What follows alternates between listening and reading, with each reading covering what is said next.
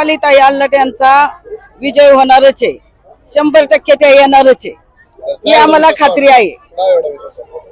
कारण त्यांनी तसं प्रभागामध्ये कामच केलेलं आहे. तसं जरी त्या पहिल्यांदा निवडून नव्हत्या आल्या तरी त्यांनी सगळे काम यशस्वीपणे पार पाडलेली प्रभागामध्ये.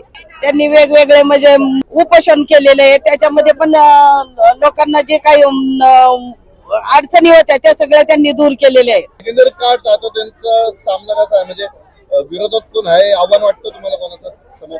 आता सध्या कुणाचंच आव्हान वाटत नाहीये, कारण त्या 100% निवडून येणारच आहे. बर, हो, आव्हान वाटतच नाही कोणाचं समोर कोणी आहे? नाही वाटत आव्हान. राष्ट्रवादीच येणार आहे आणि प्रत्येकाचं काम हे चांगलंच आहे. बर, हा, जेवढे जे काही राष्ट्रवादीचे उभे राहिलेले नेते त्यांचं सगळ्यांचं काम हे एकदम चांगलं आहे.